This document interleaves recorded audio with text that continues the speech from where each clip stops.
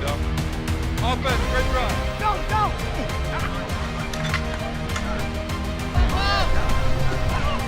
Up.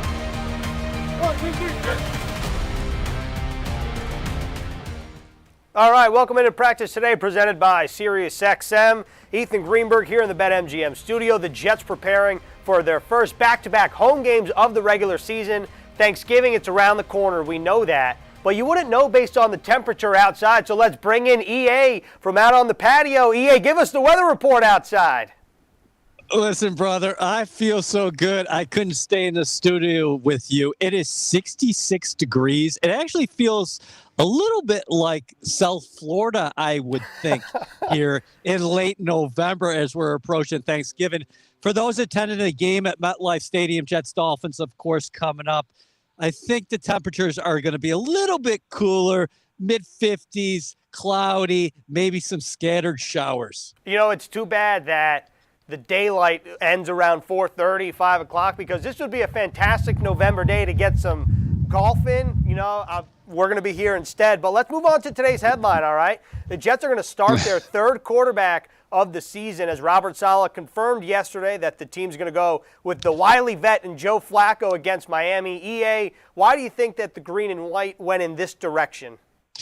He just wanted to go with the experienced quarterback there. Joe Flacco, of course, has seen everything in the National Football League, 36 years old. You mentioned the Jets are starting their third quarterback here in 10 games. They've already played 4 quarterbacks. Of course, last week in relief against the Buffalo Bills, you saw Flacco complete all 3 of his passes, including a scoring toss to Elijah Moore. But the last time out, we saw the Miami Dolphins. They gave Lamar Jackson, who is in the running to be the NFL MVP, all sorts of problems with their blitz packages, a lot of cover zero, mixing some things up, a lot of exotic looks. So Saleh wanted to go with experienced hand this week, and Flacco is a guy, again, you're talking about a former Super Bowl MVP, acquired a couple weeks ago from the Philadelphia Eagles. He was waiting for his opportunity to play, and indeed, he's getting the start this week. Joe Flacco right now on the screen doing some push-ups, warming up, doing some cat-cows. EA, for the argument that people say, well, Joe Flacco played against the Dolphins last year. The Jets got shut out in that game. Why would you turn back to him, considering Miami has mostly retained their entire defense? What do you say to that? New scheme, new system, new coaching staff. I mean, everything's changed dramatically. You think about the top 3 performers for the Jets offensively right now, you would say they're all rookies. Michael Carter out of the backfield. We mentioned Elijah Moore before, and Elijah Vera Tucker up there up front. So a lot of things have dramatically changed for both sides, including the Miami Dolphins as well. This is a Dolphins team that struggled to start the season 1-7 themselves, but they've kind of found something defensively the last couple games, of course, on that 2-game winning streak. Modest, but they're playing better football. And Miami held, to your point, the Baltimore Ravens to just 10 total points on Thursday Night Football. They're coming off some extended rest before heading to MetLife Stadium. So let's move on to our Jet in focus here. Somebody who's going to be very heavily involved with Joe Flacco every single play. That's center Conor McGovern, who was graded as one of the team's top 5 players on PFF throughout the first 9 games. McGovern still rocking the mustache. First of all, EA, have you seen the stash, and what do you think of it? I'm seeing the stashes all over the place. I don't know about you, but every time I go out, I feel like that is the style now, the mustache. Me, myself, I can't go with one because it's kind of light hair up there. But, hey, it works for McGovern, I guess. But, Ethan, have you seen that a lot out there? Yeah, I feel like this is part of No Shave November. People trying to get exotic with their facial hair. Maybe Conor McGovern's trying to get exotic with the mustache. But in all seriousness here, Conor McGovern, we spoke to him in the summer. He said that he was very excited about this offense in particular, and we're taking a look at the top 5 Jets that PFF graded through 9 games for the Jets. Conor McGovern, second right behind John Franklin Myers. EA, what have you made of the way that he's performed so far this season, and can you talk about the challenge that the Dolphins defense presents? Well, he's a steady in hand. The thing that stands out to you about Conor McGovern is since he signed with the Jets, he hasn't missed a game. And then you go back to his days with the Denver Broncos. He's got a consecutive game streak that is easily more than 40 games right now. With the Jets, he's started all 25 games since he's been here, and he's used to playing with different quarterbacks. You think about McGovern this year. He snapped the ball to 4 different signal callers. His game is more of, it's predicated on being on the move, but where the Jets, I think, have done a very nice job has been in pass protection overall. And it's a veteran group up front, minus Vera Tucker, who's been great. You like that Conor McGovern has been able to mentor AVT next to him on the left side, but these guys are veterans, and McGovern he's held his own in there.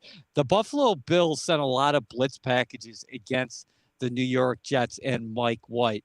What the Jets want to do this week with Conor McGovern and company, of course, is to get in third and manageable, because you don't want Miami coming at you with those exotic schemes. And you know that Miami is going to have a lot of those exotic fronts. We saw that on Thursday Night Football. And for a closer look at this Dolphins defense, let's head inside the film room with another Baldy's Breakdown presented by Sharp.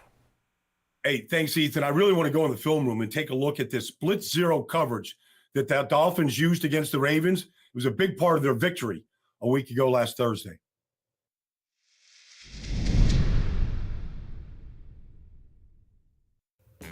The Dolphins broke their 7-game losing streak against the Ravens, primarily because they came up with this blitz zero look of theirs, where they put everybody up at the line of scrimmage, except for the man-to-man coverage behind it. And they were trying to get a free hitter to the quarterback before the quarterback could get rid of the ball. And this was the closest they came to a big play against Miami. Now, when you watch this play, watch Javon Holland coming free off the edge. The rookie safety. Right there, the race is on. Can the quarterback get rid of the ball accurately before he gets hit? All right, now that's part of blitz zero. So let's look at a couple other things that you can do. You can run it against him, like Lamar does here, except he does a poor job of bringing the defender to him. You bring the defender to you, then you pitch it to the running back here, and you get blockers out front. All right, you have a chance to run for the first down. All right, now this is a bad look right here. Like the running back is going to run a flare out to the right. But the 3 guys in the bunch formation, all covered by the 3 Dolphins, like they're not blocking here. They're running routes as you throw the ball high. Now all the defense does is rally to you. So you got to be careful there. And then finally, here you go. You get your coverage right here. You don't know who's coming or who's going. But right here, the Dolphins, again, get a free hitter to Lamar Jackson. But watch the routes. Somebody on the routes got to cut it off or cut it short, all right? Because they're keeping everything in front of them, and now the pressure gets to Lamar Jackson. Nobody from the receiving corps is looking for the ball. The Jets have to be ready for this, especially on third downs this weekend. Baldy bringing the heat as always. Jets fans, you got to make sure that you're at MetLife Stadium Sunday 1 p.m. when the Jets host their division rival Miami Dolphins, presented by ShopRite. The team will also celebrate first responders the day of the game. You got to lock in your seats today, nyjets.com/tickets. All right, the Jets have a pretty light injury report, all things considered. Nathan Shepard, Elijah Vera Tucker, and Zach Wilson all limited in yesterday's practice. Now, Nathan Shepard and Elijah Vera Tucker expected to play Sunday. The Jets did have a big transaction, though. And let's focus on cornerback Brandon Echols, EA, because with Echols down, what do you think is going to happen here on the outside? Well, Jalen Guidry was the first guy up against the Buffalo Bills. And everybody's going to look to that experience of going against Stephon Diggs. Listen, Stephon Diggs has beat a lot of people in the National Football League. He's going to learn from that experience, and he talked about it yesterday as well. The Jets not only have Jalen Guidry, but Isaiah Dunn, an undrafted free agent out of Oregon State. A lengthy guy, gives you a little bit more size. He's an option on the outside. I don't think anything changes, of course, with Bryce Hall and Michael Carter II, who's given you so much good play from that nickel position. But we'll have to watch what happens at the other spot. But the first guy you think of automatically is Jalen Guidry, and then Isaiah Dunn as well. What do you like about Javelin Guidry, EA? Because we know about his speed, and we know that he's predominantly lined up in the nickel in training camp, but whenever Brandon Echols has come out, Guidry has always taken the first snaps after Echols on the outside. Yeah, well, he's not the biggest guy in the world, but he does give you a physical element at the position. I go back to that Tennessee game, Greens. He was all over the place. Guy had 10 tackles. Again, he got beat by Diggs last week. That happens to the best of corners in the NFL. I think if you're a cornerback, you have to have a short memory. And the Jets really like what Javelin Guidry provides, Ethan, from a versatility standpoint, because not only can he go outside and play outside the numbers, but he can play that nickel position as well. But the guy who's really thrived for the Jets so far in that secondary has been Michael Carter II. Another tremendous pick from Joe Douglas in that 2021 draft class. Yeah, this cornerbacks room, as it stands, you got Bryce Hall, 5th-round pick on the outside, Michael Carter II, a rookie 5th-round pick on the inside. And then whether it's Echols or Guidry, we're talking about a 6th-round pick in Echols, an undrafted free agent in Guidry, and you mentioned Isaiah Dunn earlier. That's another undrafted free agent. What have you made of the way that they've performed so far this season, given their draft status, where they were selected? Overall, as far as the young players, good. I think this defense is predicated on dominating up front. I think we'll talk about the defensive line later, but it all goes hand in hand. Robert Saleh, Jeff Albrecht talk about the quarterback and the hitch. He should not have time to have those 2 hitches. You got to go down. You got to be smelling the quarterback's breath as he approaches that first hitch. I'd also be remiss to talk about if we didn't mention Jason Pinnock in the secondary as well. Let's see if he can work his way into that defensive backfield rotation.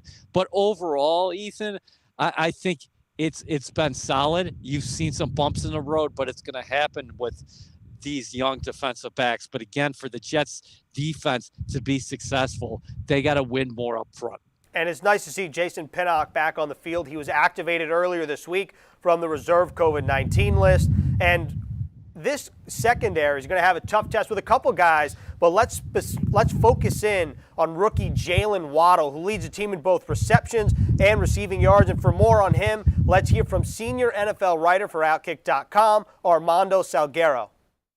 Yeah, you bring up Waddle. That's a good place to start. He's having a good rookie season. He has become the go-to guy for Tua, basically. And it's interesting because the Dolphins drafted him to be a downfield threat. He's got tremendous speed, low 4.3s, believe it or not. I never thought that would be possible, but there we are. The problem is that because the offensive line, like we mentioned before, is not super good, they can't hold blocks very long. They can't protect a lot. So you can't get Waddle down the field on those deep chunk plays that he was drafted to deliver. So what the Dolphins have done is they're getting the ball out to him fast. Obviously, that hurts his average. I think he's averaging like 8 yards a catch. But at least he's in the offense and he is a threat. Very interesting stuff right there, EA. Armando Salguero talking about Jalen Waddle at Alabama, known for stretching the field vertically. Well, so far with the Dolphins, hasn't really stretched the field, but the Dolphins like to get him the ball quickly and out in space. So knowing that Jalen Waddle is known for his speed, do you like that the way the Jets secondary matches up with him, considering the speed at that position?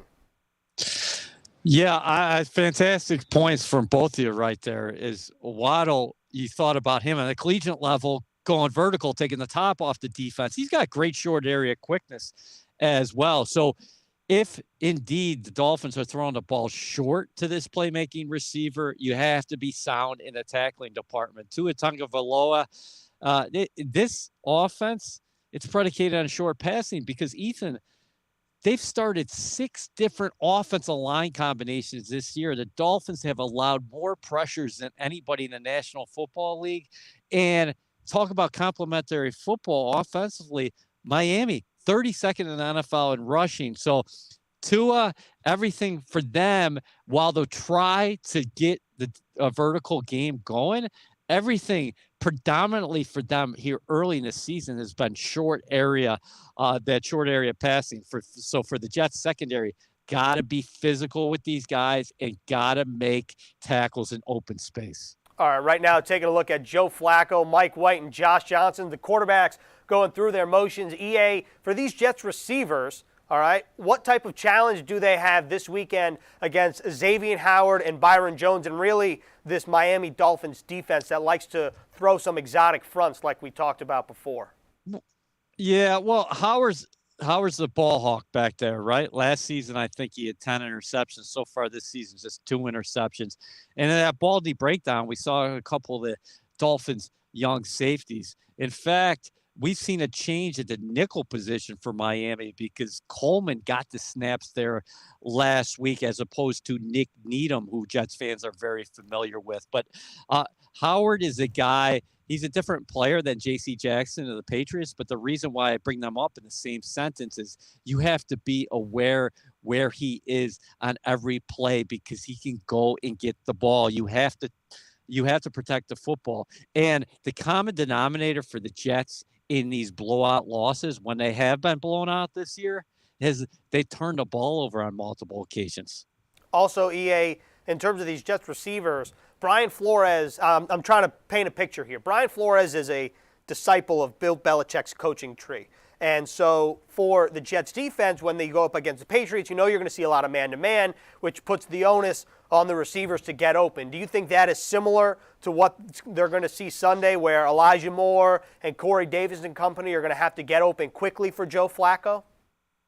Yeah, it's going to be interesting what the Dolphins do as far as the game plan is concerned. They definitely had the Ravens on their heels with that short week of preparation because after that first drive, Baltimore had nothing against them. And you're talking about a dynamic talent like Lamar Jackson. But let's see how this offense operates with Joe Flacco at quarterback. I think offensively, you like a lot of things that you've been able to do of late. They didn't start quick enough last week against the Bills, but we saw so many different targets get involved the previous couple games, whether it was the 10 pass catchers against Cincinnati, the 11 pass catchers against the Colts. What's going to happen this week? He got Corey Davis back in the lineup last week, and he had nearly 100 yards receiving. We mentioned Elijah Moore's growth. And I'll tell you what, the 2 top leading pass catchers on the Jets overall are Jamison Crowder and Michael Carter. Jamison Crowder and Michael Carter out of the backfield. So you're seeing a lot of different guys get their hands on the ball and contributing. But this offense is definitely going to look a little bit different with Joe Flacco because remember, I think his first start one of his first starts last year was against the Patriots. He remains one of the better vertical passers in the National Football League. So I do anticipate the Jets taking shots at times. Yeah, it's going to be interesting to see how it comes to fruition Sunday at MetLife Stadium. Right now, taking a look at Zach Wilson back on the practice field. Remember, he was limited in yesterday's practice, probably will be limited today, but we'll find out the full injury report later on this afternoon. So it's time for our Stats Amazing segment here on Practice Today, courtesy of Randy Lang. The Jets and Dolphins have played each other 111 times, including 1 postseason game. EA, this series is tied at 55-1. What do you make of that? I think that's what we call a deadlock. That's a real tie. Something's got to give on Sunday, though, Greens. We saw Zach Wilson before. You were talking about him, limited participant Wednesday. We'll have to see what he's listed at here Thursday. This will be his, 4th consecutive game that he's missed with the PCL sprain. I'm wondering if the ball is in Flacco's court this week. No matter what happens, I wonder if the Jets go to Zach Wilson next week if he is indeed 100%.